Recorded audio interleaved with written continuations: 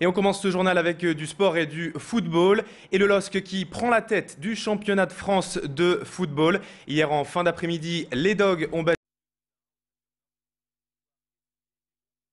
combien importante au classement puisqu'elle permet aux Lillois de prendre la première place de la Ligue 1 avec 24 points. La différence de but avec Montpellier. Le LOSC l'a emporté grâce à un but de Fro en première mi-temps. Le monégasque Adriano a réduit la marque à l'heure de jeu avant que Ludovic Obraniak ne scelle la victoire lilloise à un quart d'heure de la fin. Écoutez, l'entraîneur du LOSC, Rudy Garcia, satisfait de son collectif. On termine de voir les images et le deuxième but lillois, marqué ici donc par Ludovic Obraniak. Et on écoute tout de suite Rudy Garcia, satisfait donc de son collectif au micro de Fanny Destombes. C'est vraiment la victoire d'un groupe et notamment sur nos joueurs offensifs. Ils ne peuvent briller que s'ils ont le moral, si l'équipe prépare bien cette offensive. Mais c'est vrai que l'image de ces dernières semaines est décisif. Donc ça c'est une satisfaction.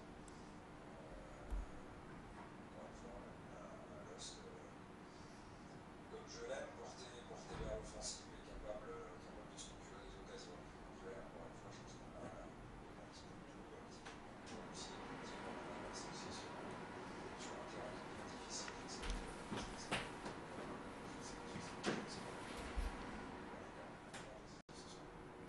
Et les Dogs iront étrenner cette première place à Bordeaux samedi prochain à l'occasion de la 15e journée de Ligue 1.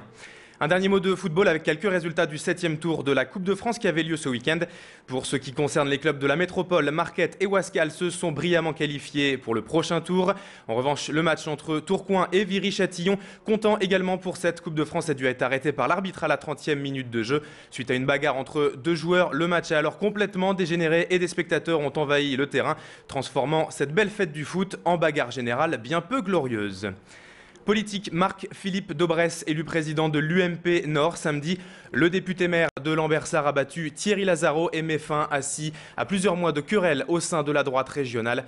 Les quelques 400 militants réunis à Mouveau samedi ont donc donné leur préférence à celui qui est désormais présenté comme le numéro 2 de l'UMP sur le plan national. Tanguy Lécluse était présent samedi à Mouveau pour cette élection. Il a recueilli la réaction de Marc-Philippe Daubresse. Je vais mettre en place une stratégie de modernisation de nos moyens de communication très importante puisque je pense qu'il est temps de le faire. C'est-à-dire que nous allons utiliser beaucoup plus Internet, les réseaux, Facebook, etc. et que nous allons beaucoup plus utiliser la mobilisation par des moyens modernes de communication et en même temps que nous allons nous rassembler et j'espère que Thierry fera partie des mousquetaires pour qu'on puisse dire un pour tous et tous pour Sarkozy dès le premier tour bien sûr. Et de son côté, Thierry Lazaro s'est dit déçu par le mode de scrutin choisi pour cette élection et souhaite désormais réfléchir à son avenir au sein de la maison UMP. Dans l'affaire du petit Younes à présent, et alors que de nouveaux éléments parus vendredi dans la presse belge accablent un peu plus le père du garçon, les avocats des deux parents vont déposer demain un recours auprès du tribunal de Mons. Selon eux, leurs clients doivent être remis en liberté au titre de la présomption d'innocence et du violation du secret d'instruction. Écoutez Marie-Paul Dauchy, l'avocate de la mère de Younes, interrogée par téléphone. Nous avons fait appel de la décision de la Chambre du Conseil parce que nous ne sommes pas d'accord avec la décision qui a été prise de maintenir Madame sous les liens du mandat d'arrêt sous une nouvelle requalification également de meurtre. Donc nous allons demander la levée du mandat d'arrêt, ce que nous n'avons pas obtenu en première instance.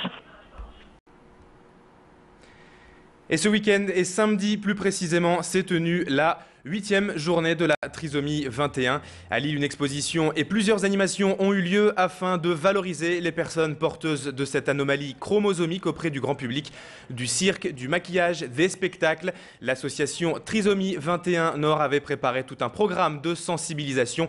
Écoutez Véronique Deroux, présidente de cette association. Elle revient sur le but de cette journée au micro de Tanguy Lécluse.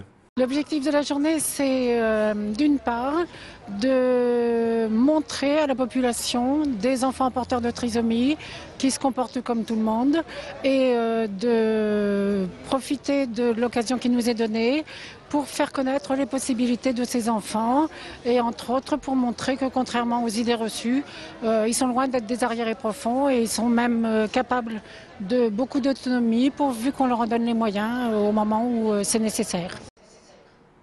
Et pour clôturer ce journal, on ouvre une nouvelle page sport et on parle basket et de la défaite de Lille à domicile samedi en championnat de Pro B face à Rouen, 75-78. C'est une deuxième défaite de suite pour le LMBC, freiné du même coup au classement. Le match est resté indécis jusqu'au bout, les Lillois arrachant même la prolongation dans les dernières secondes. Mais un ultime panier rouennais en toute fin de match a mis un terme aux espoirs lillois. Fabien Romeyer, l'entraîneur du LMBC, était frustré du résultat après le match, mais pas déçu de ce qu'a montré son équipe samedi soir. On l'écoute au micro de Frédéric Regnault.